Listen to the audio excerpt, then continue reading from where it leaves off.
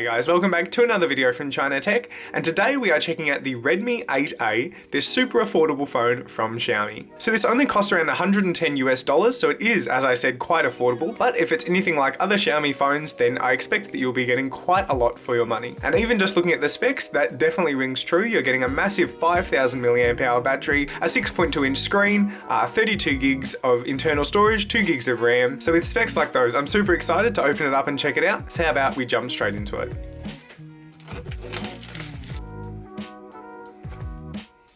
Alright, just opening it up. You can see it looks like we have a big paperwork booklet, and here is the actual phone. I'll grab that one out. As you can see, we got it in the ocean blue color. Very nice. As well in the box, it looks like, yep, it comes with a standard European plug, as well as just a little cable, a USB-C cable, which is very nice. That's all for the box though, so let's check out the actual phone. So I'll pull it out. And here we go. So up the front, it's got some specs: 5000 mAh battery, 6.2-inch HD display, a Qualcomm Snapdragon 439 chip, as well as a 12 megapixel rear camera. I'll just peel off these little stickers, and I'll peel off this front little cover as well. There we go. Overall, it feels very nice. On the back, you can see there's just this plastic backing, but it has a nice textured feel, so it is quite grippy.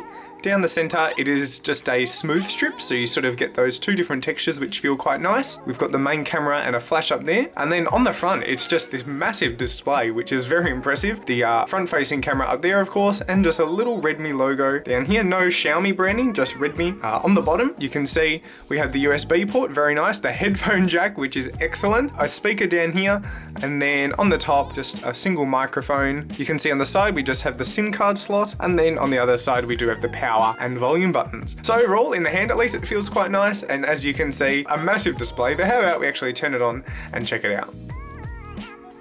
While that's just booting up though, I've got to say that I am quite liking this blue color. It is just as blue as it looked. Compared to the blue on the box, you can see it is a bit more saturated, a bit darker, and so I'd imagine that the other colors would be similar, slightly more colorful than the box would suggest. But overall, very nice coloring. Looks like it's ready to go though, so of course, because this is a Xiaomi phone, it uses MIUI. So I'll just run through the setup quickly.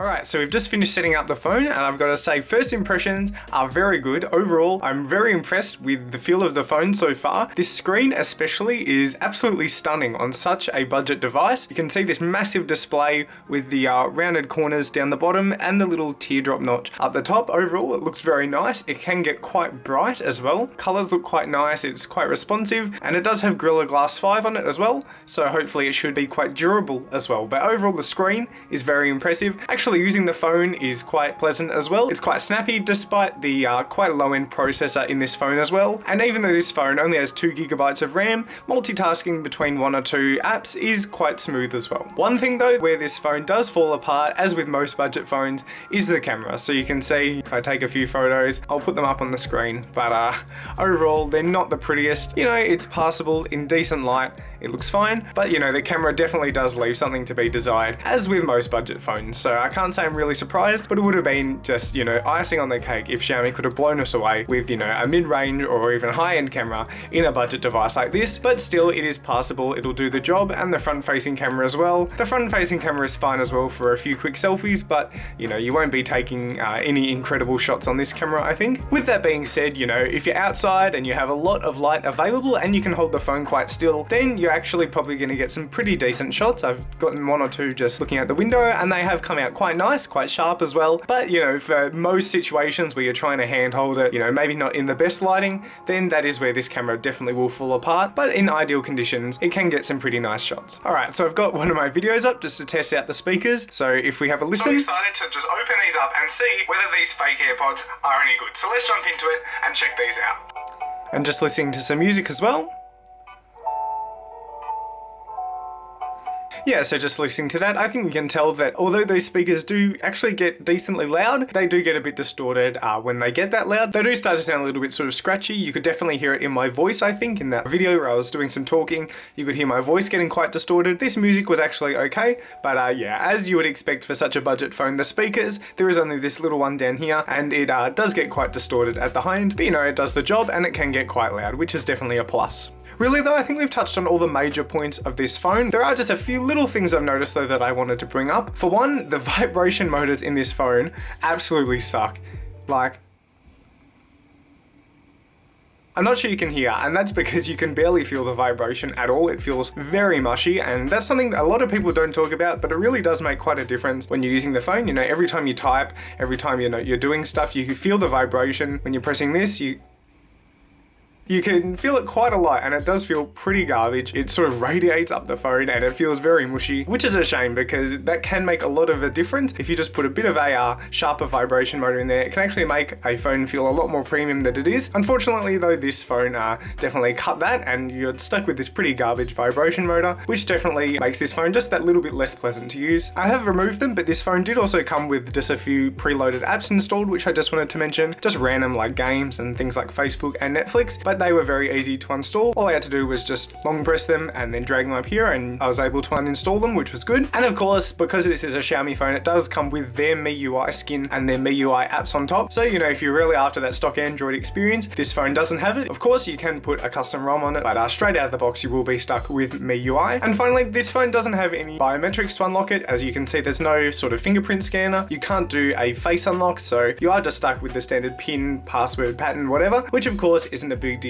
but I do quite like, you know, doing my fingerprint on my Pixel 2. It's quite easy to actually pick up the device and do it straight away, and it feels a little bit more secure, but on the whole, it probably doesn't make that much of a difference, but I did just want to bring that up. Overall though, I've got to say that I am pretty blown away with this phone. For 110 bucks, I was not expecting a phone this good. Obviously, you know, the screen is just that absolute wow factor.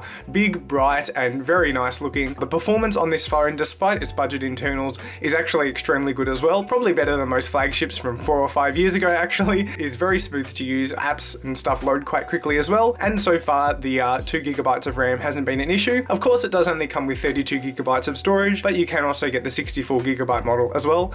Hey, just quickly, I was just setting up the SIM card and I realized I forgot to mention that this phone does have dual SIMs here, as you can see, and it does also have room for a micro SD card to actually expand its internal storage. So even though this base model only does have 32 gigabytes, you can expand that with up to a 128 gigabyte SD card, I believe. So that'll give you, you know, more than enough room for all your movies, photos, whatever. And you can just install that by clipping it in here and then sliding it into the phone. So just wanted to let you know. And I'll have links to this 32 gig model and the 64 gig model in the video description if you want to check that out. I'm actually quite liking the design of this phone. Of course, the plastic does feel a bit cheap on the back, but I do like the texture. It feels pretty cool to play with, and I love the color as well. It's a very nice blue. The buttons on the side actually feel quite nice as well to use. You can hear just that satisfying click, which is very nice. And of course, the USB-C port and the headphone jack on the bottom are both big pluses, very big ticks for this phone. I love having USB-C on all my devices, being able to use that single cord for everything. And of course, having that headphone jack in 2020 now is incredible. So overall, there's a lot to love about this Redmi 8A, and I've got to say that I am very excited to use it and get back to you with my full review in the coming months. So make sure to like and subscribe down below if you want to see that. With that said though, thank you for watching another video from China Tech, and I'll catch you in the next video.